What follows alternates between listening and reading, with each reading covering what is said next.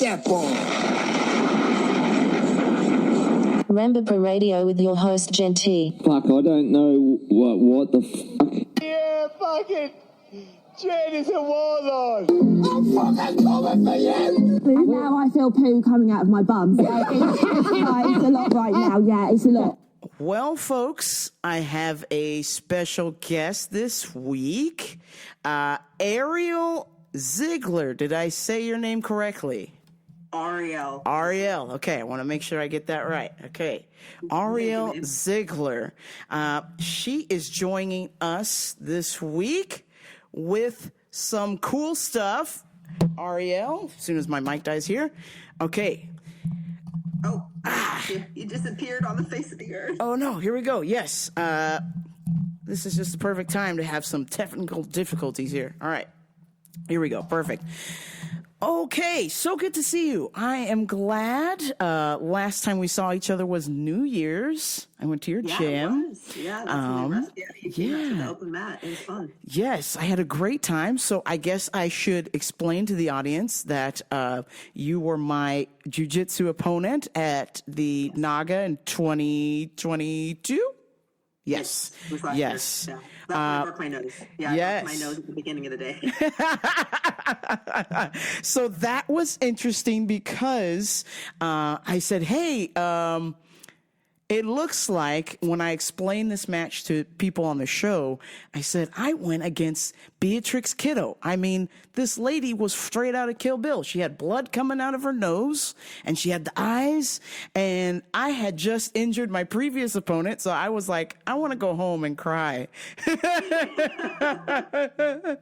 But I thank you for being such an honorable opponent and just being an overall awesome human being. I love your Instagram. It's always inspiring and really cool stuff going on. So you're here today. Tell us what brought you to Rambo Radio. Well, I've been seeing your podcast. I like how diverse you are in what you put out. And then obviously we're both fighters, and I think that it's always good to network in that realm. And I thought we could maybe just have a discussion, and maybe we could talk about fighting. We could talk about what I do. We could talk about what you do. Yes. It's kind of just have a riff raff, if that, however you want to bring this. It is your podcast. No. Like, well, you know what? Maybe I'll ask Jennifer and see just what Jen says. So, yeah. Well, good. Well, so I think it would be really cool that because it's something that I'm passionate about, coaching. I thought it would be really cool to kind of just touch into your coaching and what brought you to that. Awesome. So what I do? Yes. Yeah, of course. Okay. Sorry, my cat is. Oh, it's okay. Hi, baby. So I, let's see. So, well, I mean, a little bit of my background. So I was one of the top trainers for Gold's Gym before the pandemic. Yeah. I was master elite trainer, less than 20 of us in the company. And when COVID happened, like many of us, we were labeled non-essential, and I was forced to create a new path for myself. Mm-hmm. However, the way that I used to live was kind of a facade. I had general anxiety disorder, social anxiety disorder, depression, PTSD, OCD, all these different health conditions that I kind of hid behind. Mm-hmm. And I had created like a persona for myself of like the badass trainer, and when the pandemic happened, everything came to a head, right? Because the person that I had upheld for so long could no longer live. Right. It was no longer an option. So I was faced with a very dark time for about a week of like, what am I going to do? Like, there were suicidal thoughts, definitely. And basically after a certain amount of time, I was like, you know what? We have to make this work. We're not going to go and subsist off the government. We're going to create a new life, and we're going to face the shit that we haven't been facing. So I started to process all of the trauma that I had been hiding from and compartmentalized.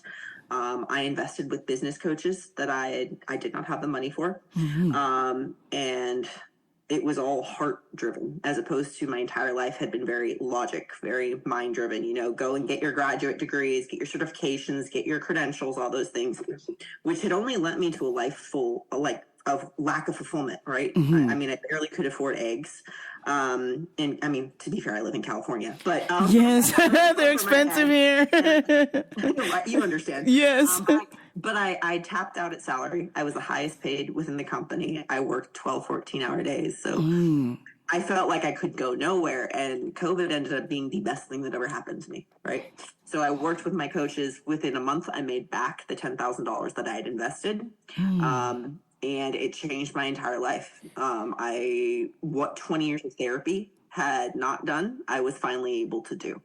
And the tools and modalities that I learned, not only in the business coaching, but one of the specific mentors, Galen, changed my life. He's one of the first humans who ever saw me for who I actually was. And through his help, I created my business. And I mentor very, very deeply in that area. I get into people's behaviors, their experiences, the identities that they create to associate and navigate society, right, in the hierarchy of all that is. But the problem is that many people lose themselves in that process, and they don't realize that they are not those things that they decide to pursue. And that creates depression, it creates anxiety, it creates a dissonance. They push the trauma underneath the rug because we're a society of hustle, grind, push harder, right? Yeah. There's a time for that, right? Especially within the training realm, but it's always checking in with your intuition and is this really me, or is this something that I am trying to pursue for something outside of myself or someone else, or maybe something that's within myself that there's a lack of fulfillment. So now I work in human behavior, and I address those things. I help people heal anxiety, depression, PTSD. I also work on autoimmune conditions and gastrointestinal diseases, because many of those are actually from chronic upregulation to the sympathetic nervous system, which comes from trauma. Yeah. So we address it holistically, healing from the inside out, using foods, combinations of foods to help your neurotransmitters improve through the gut-brain axis, because 80% of your neurotransmitters are in your gut. And then also help those hormones come down from that chronic sympathetic nervous system overdrive, from fight or flight down into rest and digest. So people are actually able to maintain homeostasis finally for the first time in, for some people, decades. Wow. So, Wow. A little overarching view as to what I do.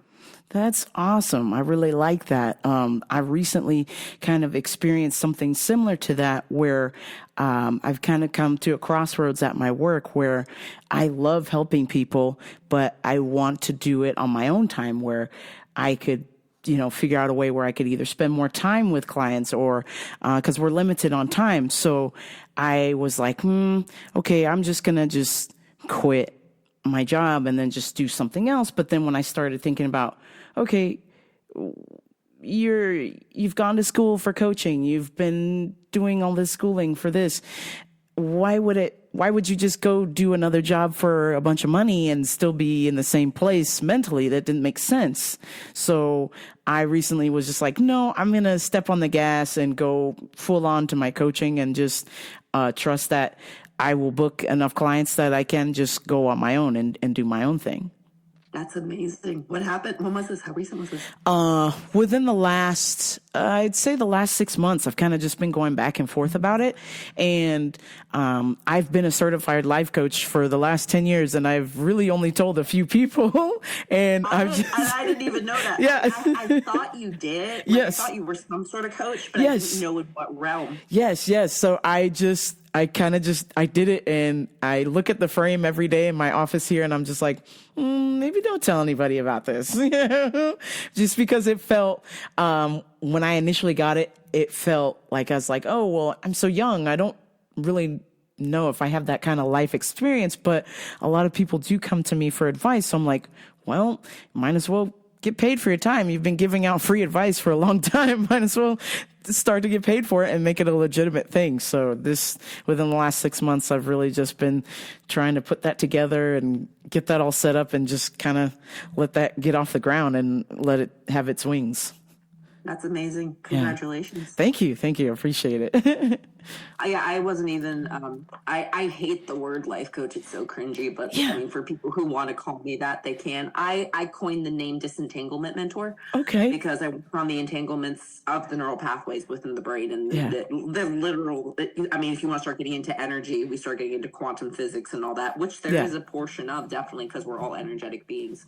But yeah, when I first opened my business, I was a holistic health and wellness coach. And then one of my clients, she's actually #1 blue belt in IBJFF. That's what she wanted us to get her to. She came to me for weight loss. Within 3 months, we found it wasn't just weight she needed to lose, it was a husband. So she started calling me the life coach, and it caught on. And ever since then, I totally changed my practice. She was my model 2.5 years ago, and I rebranded my business based off of that coaching process. And it's changed the dynamic. I mean, if you've ever done personal training, you've probably seen how people invest packages and then they fall off afterwards, or they gain the weight back. My clients, I can check back with them a year, 2 years later, and they're not only where I left them, they're continuing to flourish. So for me, that's exactly why I'm doing it that way. And to see that, it's one of the most rewarding things ever.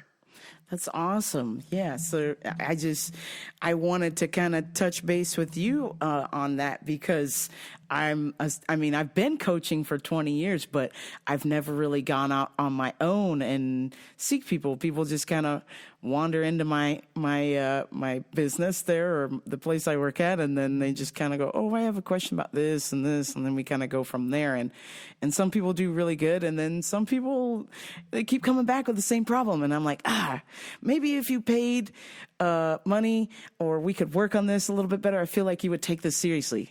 Yep. So, investment is a huge thing. Yeah. Because this goes to money programming too. Like, everybody's view of money is very different. Some see it as a means to climb the hierarchy societally. Some see it as basically what it is for me, which is like just a means of voting with your dollars and energetic transference. It's just like, I value this, so I'm going to use money here, right? Mm-hmm. Yeah. I know that you're going to get me there, so I'm going to pay this much money. And the scarcity of money that's a huge one. That's a huge root that a lot of people are terrified of, if you haven't noticed. But yeah, many people, if you just give them free advice, they don't see the investment in it. They don't see, it's also a disservice to you, because you're not valuing your time enough to be like, this is something that I know works, and this is something that is credible. And because I respect you, and I respect that you know that you're going to see that, and this is going to give you actionable results, this is the cost. Mm-hmm, mm-hmm. Yeah, that's the big thing. I just recently had a coaching seminar, and the lady was like, don't do anything for free. Don't do it. She's like, I cannot emphasize this enough. Don't do anything for free. And I'm like, but what if they just, want a trial and see? She's like, no. I'm like, okay. The best paying clients, I posted a thing. I can only see half of you, by the way, Jennifer. Oh, what happened? This thing is sliding. There we go. Okay. To your left. There we go. Perfect. There we go. I just don't want the recording, and then everybody's like, where is Jennifer? Yeah. I posted this meme the other day that's so true. It was like, client pays $500, and they're like, I trust you with my child. I'm going to be checking in 25 million times a day. I want you to cater, and then someone pays $5,000, and they're like, money sent, thanks, which is so true. Yes, it's so I saw that. Because the responsibility of the individual, that it is an equal transference, right? They know that they are responsible in this coaching relationship for following, as opposed to the people that they don't want to hold on to the responsibility because they have trauma maybe, or they're in a victim mindset, and they think that that's the only way they can create validation is by being a victim because of whatever upbringing that they had. So charging is one of the most integrous things you can do, not only for yourself, but for them as well, because it holds you both to a contract and a standard. Mm-hmm. Mm-hmm. I couldn't, I understand now. I didn't then, but I was like, okay, no, this makes sense. Cause, after seeing certain people for so many time and I want to hold a place for them, I'm like, at some point it's like, okay, if you financially commit to this, I know that you can see the light at the end of the tunnel and get this done. But because we're just chatting freely, then you're just going to keep coming to me with the same problem. And I've given you solutions and you don't really do them. And I don't know what else to do for you. Well, and it's also a lack of respect, not only for you, but for them as well, right? Mm-hmm. Because whenever anything that we ever encounter exterior of us, that they typically has some sort of reflection within ourselves. So if they're disrespecting you, it's because they themselves don't respect themselves enough to actually follow the advice and to follow through. Yeah. They know what they need to do. Someone needs to hold them to that. And many times pain is a powerful motivator, as you well know, right? Yes. We both fight. Yes. So pain is a powerful motivator. People don't want pain, and money being pulled out of their account and the fear that is associated with that because of how we are raised societally, that's painful. Yeah. So it's a little bit of an ouch, a little bit of a, okay, this is a big deal if I don't actually follow through, which means their skin is in the game. I hate that coaches say that all the time, but there is a fair amount of truth that is associated with it. Mm-hmm. Mm-hmm. So knowing that you're on this journey on your own and leaving your personal training business aside, do you ever look back and want to go back to that, or are you completely content? Not at all. No, not at all. Okay, you don't miss it at all. I work 20 hours a week and I make 6 figures. Okay. And I change people's lives for the long term. Okay. I help these people step out of anxiety, depression, autoimmune conditions, and gastrointestinal diseases that debilitate to the point of not being able to live, not being able to leave their house, not being able to do any of that. Even on the days that I sometimes, like every 6 months, I'll get a crazy. Yeah. It's just part statistically, it's going to happen. And even those days that I wake up and it's just like, oh God, this is going to be a headache. None of that would ever deter me from, even if I just had one good client amongst 20 or 30 at any given point who is 100% on point, that in and of itself would be enough. My purpose, my fear before when I was younger was, what if I leave this earth and I don't leave an imprint? Mm-hmm. Like, what if I don't have something to stand for changing the world? Every single time I get messages like this, like, dude, before, like I had this one gentleman recently sign up. He was going to kill himself. Oh no. Like he was about 20 years. He was going to kill himself. 3 weeks into my program, for the first time in his entire life, he's actually knowing what it's like to have self-worth and love and actually be happy. And all it started was a conversation, and he kept apologizing for messaging me because he's been in sales for fucking 30 years. And I was like, why are you apologizing? And he's like, I don't understand how you like talking to people. And I was like, I like seeing how people open up. I like being able to see truth. I like being able to open up their perception. That's fun for me. Mm-hmm, mm-hmm. And so it's a very rewarding experience. And I couldn't do that from the constructs and the confines of working within a gym. Mm-hmm, mm-hmm. And especially as a corporation, right? Because they have all their standards, et cetera. So yeah, that's awesome. Well, I appreciate you for sharing that. That's really cool because I'm like, oh man, she's in the coaching realm, but she's like in it. And I'm just kind of like, I've been in it, but I've been kind of like sneaking behind closed doors kind of a thing, like word of mouth, like, I'll coach you. All right. May I ask what you're afraid of? Well, for a lot of it was like an imposter syndrome. Cause like I said, when I got it, my certificate, my schooling, that was back in 2013. And so at that time I was, so that was 10 years ago. So I was 29 and I thought, man, a 29-year-old can't be a life coach. That's just not going to work. You need to just like go back to whatever it is you're doing. And, just if people you really trust, you want to help, just offer your services. But everything else, nah, don't be public about this. But why does age determine experience that is of a standard that is enough to coach anyone? Well, at the time, it was kind of like I used to think life coaching was like for older people who have, been experienced and have had all of these experience and they're wise with their information, and being 29, I was like, we haven't really experienced a whole lot, but I understand now after going through the coaching at 29 that I had experienced things and that it was a disservice to myself to just be like, hey, I'm coaching on the low. Like, this is like a speakeasy kind of a thing, So now it's like I feel like I'm ready to like let my wings like stretch out and be like, hey, if you're interested, I'm coaching, because I'm not always allowed to say that at my work, but a lot of times people will run into me outside of my work and I'm like, you know what?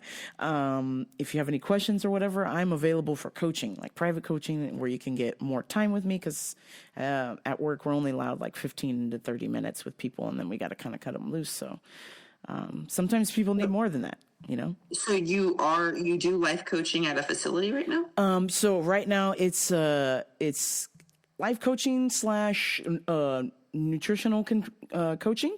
So a lot of times people are coming to me either sick or, and like you said, the gut brain connection there, it's totally related. So right away I'm like, okay, let's start with, what are you eating? How are you sleeping?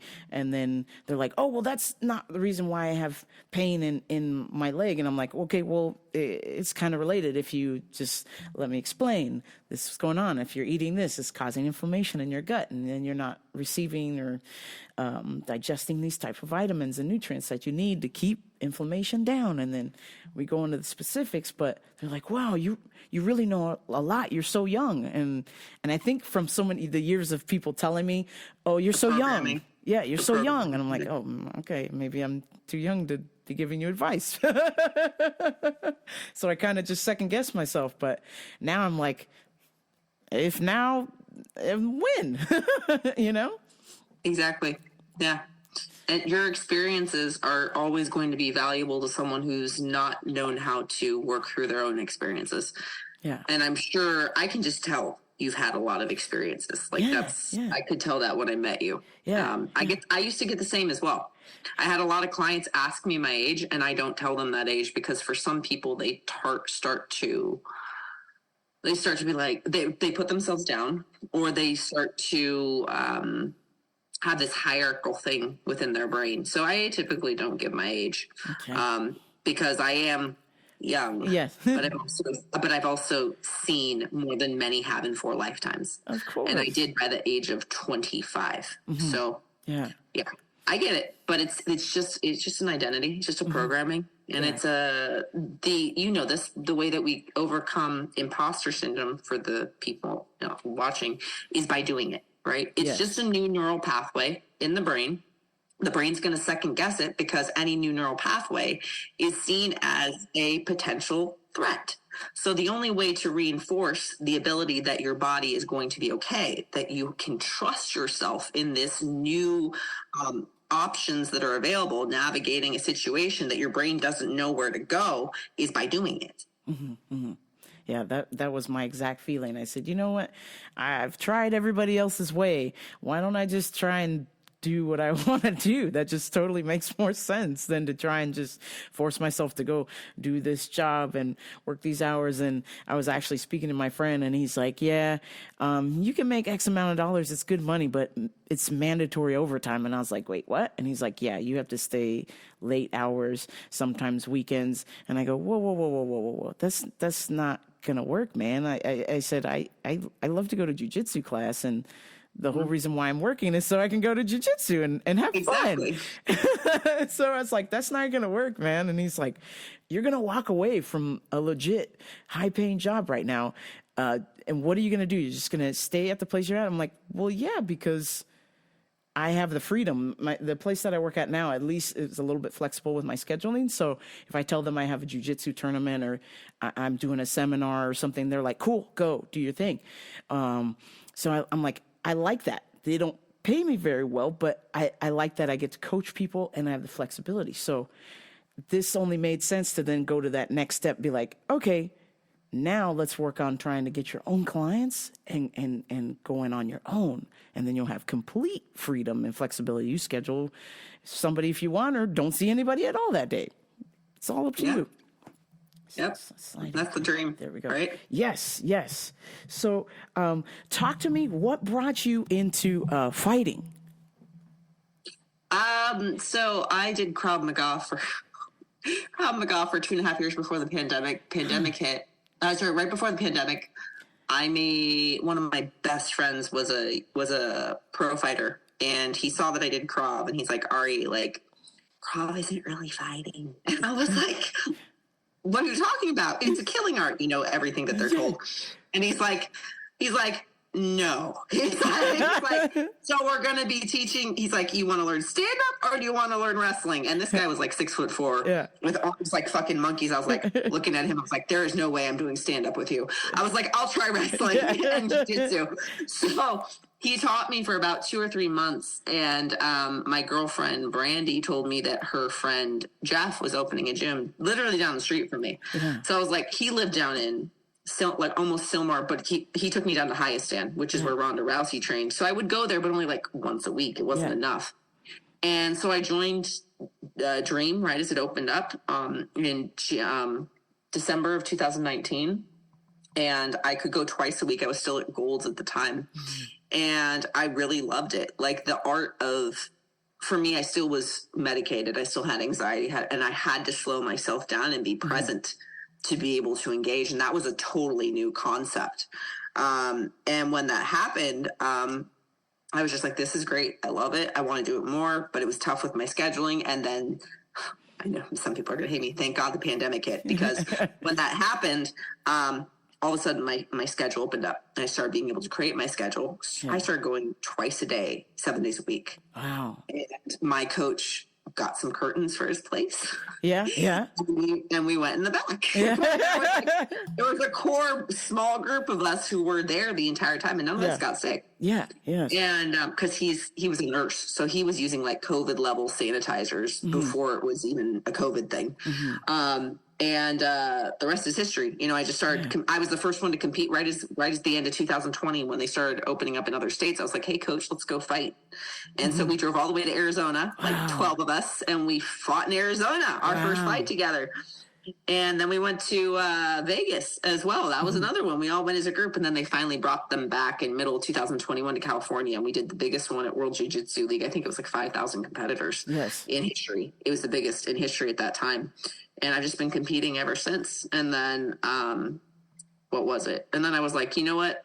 I have some basic ground stuff, but if I'm really going to get in a fight, I need to know at least how to throw a punch. Like an actual punch, not this Krav Maga shit. Yeah.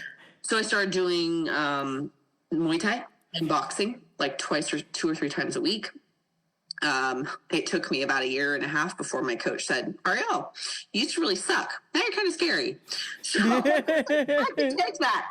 I am humble enough to know that. And then I think it was end of last year.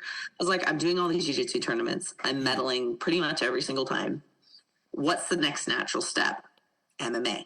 Yeah. So I was like, Coach, I want to do MMA. And he's like, okay. And then like January, and then like, no, he was putting on the first fight show for Santa Clarita in over a decade, a registered camo amateur fight. I was like, I want to fight. And he's like, this was right after the nose break. He's like, your nose isn't going to be healed by then. He's like, I don't want you walking into the cage that soon. He's like, next one, I promise. And then like January came, March came. I was like, Coach, I want to fight. And he's like, I'm going to do a fight show soon, and I want you to be on the card. And then like April, and I was like, Coach, I want to fight, and I've got to leave town. He's like, I was like, I'm going to enter a fight on camo. And he's like, I don't know if you're ready. And I was like, I'm not about winning. I'm about getting the experience and figuring out exactly what this is like. And I want to know what it's like, and I won't know until I get in the ring. Right. And it's trial by fire. I understand, just like jiu-jitsu. And he's like, he watches me and he's like, okay, I'm not terrified that she'll die. Yes. So I registered on camo, and I accepted my fight back in June, and I did my first amateur MMA fight. And I lost by decision. I definitely got rocks, but I also got sandbagged. Yes. We told she had 3 years of experience, ended up having 7, and was a street fighter since she was like 10 years old. So oh no, I didn't get TKO'd. It was lost by decision. Yeah. Well, you held your own. Yeah, you held your own in there, and yeah, the street fighting one. I mean, I did a boxing match in Vegas. Oh, did you really? And my first one back in 2014, and I signed up for it. I said, hey, man, I don't have a coach or anything. I've just fought in the street. And I happened to know the promoter. I was like, those don't, and he's like, those don't count. Those don't count. And then I fought a girl who had been training for 6 months. And I said, man, this is not good. And she's, she'll be fine. And then she wasn't fine. She was not fine. Yeah, everybody has a plan. Everybody's a plan until you get hit to the head. And then my friends were like, "Why did you take him down?" I was like, "Because I forgot to take her down." Yes. It's just everything's happening so fast, and especially with MMA or boxing, you're just like you're in the moment, and it's really hard to try and manage your emotions to be like, okay, this is happening, so I need to do this. You know, you're following the steps. So for me, there wasn't so much emotion for me personally. It was more so just I was just hitting. You know, I was hitting her. Like that wasn't the problem, but I was getting hit as well. Yes, yeah. And so because of that, she ended up winning by points. And it is what it is. You know, as soon as I got out, though, my coach first round was like, "Are you okay?" And I was like, "I'm fine."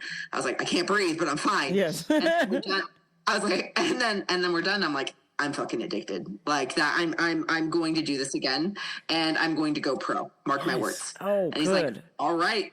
And he's like, but I don't want you getting head like that. So let's do say 7 or 8 fights tops, because there's going to be a degree of brain damage. He's a pro himself. He did 22 fights. So, and he doesn't have brain damage. Yes. So I'm going to follow his lead. Good. Yes. Yes, please do, because my lead was, let's just keep getting hit until somebody sits down. So, and that was great when I was younger, but now that I'm older, if I spar too much, I start to get headaches. So I'm like, man, I'm good. Let's just keep it to jiu-jitsu. And I ran into an old sparring partner today at work, and he's like, yeah, you got to come by the gym. It's just like old times. And I was like, maybe I'll think about it. I was like, no, I don't want to do that. The brain is a big thing, you know, and I tell people all the time, like, you can fuck me up anywhere on my body. You can snap my elbow. You can, I've been there. Yeah. Don't fuck with my brain. That's an important thing. And that is a very real problem with MMA. And that's where it's like, we're definitely playing with fire in this realm. And it goes to, you really have to get your footwork. You have to get your head movement, and you have to just train the hell out of your cardio. Otherwise, you're not going to be able to move fast enough to not get hurt. Right. And for me, my footwork has always been good, but once the bell rings, I just immediately go to the place I've always been, which is, all right, this is the guy on the street that I did not plan on encountering. So I'm just going to keep swinging until somebody's going down. And everybody's yelling at me, no, the game plan, what happened? And I'm like, oh, yeah, in a minute. Yeah. No, I get that. Yeah. I get it. So now I'm like, okay, I'm the one now at the gym where I'm like, hey, coach said 20%. You understand what 20% means? That's not 20%. Yeah. Please don't hit me any harder than 20%. If you're going to do that, you need to find another partner. I'm not going to be a part of that. Even though my ego is like, you give him 40 back. Yeah, I definitely have had to step out of the ego. Yeah. You know, that's there are days that I'll let it play a little bit. And then there are days where I'm just like, it's smart. You know, I have too many injuries. Not a good idea. Yeah. I saw this really good little informational video. It said, what do you do about white belts? And you stay very close to them, because then they can be less spastic. So you just stay very, very close and tight to their bodies. Yes. Changed my entire game. Yes. I'm just very huddled on them, and there's no more damage. You're not getting cut. I saw somebody get cut with the toe below the eye. I almost lost my eye from a white belt. I took a thumb, and there was like a chunk of my eyelid that's still missing underneath, but I can see, so we're good. But I learned a valuable lesson. I'm like, whoa. We got to just work slow, stay close. And I tell them, please, I'm not going to submit you in the first 3 minutes. I'm trying to let you work because you need to know how this goes. Then once you get to that point, then I'll start to actually work on the submission. But I'm not going to have you in trouble. Then they don't believe me. And I'm like, I'm trying to tell you, I'm the one upper belt person who is going to let you work. It's not like when you and I started, when they're like, hey, we're going to let you work. And then they just submit you. Yeah, and they just submit you. Yeah. Over and over again. Psych! I guess. I'm like, no, we're not on pranked. It's okay. Yeah, no, definitely. So we've got about 5 minutes left or so on Zoom. Is there any questions that you have for me or anything you want to just quickly talk about, or you want to promote any social things you got going on, or? Well, I'm actually going to be if you guys want to come see me fight, September 23rd in Valencia, California. Okay. My Facebook is Ariel Zeigler. That's Zeigler. If you guys want to open a conversation or just people love my posts. I've had a couple people who actually just have been following my page for 2 or 3 years. And sometimes they'll randomly message me, hey, I've been following your content and it changed my life in this, and this. And I was just like, whoa, you're able to apply that? Awesome. Yeah. I post my stuff because I believe the inner workings of the mind, and then how to be aware of yourself and your mind and your consciousness and your body. It should be information that is available to the general public. Yes. If you need help in application, then I'll charge you. Yes. But I believe that the information should be free for all. So if you want to follow me, like I said, Ariel Zeigler, Ariel Zeigler 1 is my Instagram, and my business is Heart and Soul Wellness.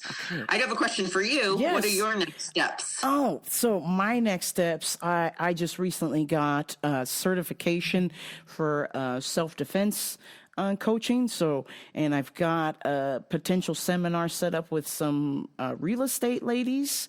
I had no idea that women who show houses apparently get attacked by men who come to the house to see it, and then they change their mind and then just attack them. So I completely blanked. They're showing a house alone. I'm thinking there's a mutual respect, but apparently that's a common theme is Wow. a lot of female real estate women are being potentially sexually assaulted or attacked or unwanted advances. So I'm going to be working with a real estate company and teaching them how to defend themselves. So I'm excited for that. Sometime in September, that's what I was told. So that's amazing. Yeah, so cool. I'm excited. I'm excited to hear how it goes. You'll have to let me know. Yes. And I do have my coaching page as well, and I will follow you. It is TCC Jen. That was my old DJ page, but I turned it into Townsend Coaching and Consulting. So I'm really just trying to step into that, and I really believe that committing to this, that the clients will come, and and I'll go from there. I'll fly. Awesome. Yes. Send it to me. Yes, of course. Send it to me. I will follow you, Heart and Soul. Yes. Well, it's my main page. It's the ones on there. But yeah, and I'll send you my Facebook as well. Okay, great. Awesome. Thank you so much. I appreciate you. Jennifer. It was good catching up, and I hope that you have a wonderful evening. You too. All Have right, a good thank night. you. Bye. Thank you so much, Ariel Zeigler, for stopping by and also being an amazing jiu-jitsu competitor and coach, inspiring people. We love this here at Rambo Pro Radio. You can reach out to Ariel if you are interested in coaching or following her at Ariel Zeigler 1, and her coaching business is Heart and Soul Wellness. Also, if you're interested in competing, yes, you listening, I have several of you come up to me and go, I want to compete in a match. I want a boxing match. I want a Muay Thai match. I want a jiu-jitsu match. Well, here is your chance. Dream Fight League, Saturday, September 23rd, all day, 9 a.m. to 10 p.m.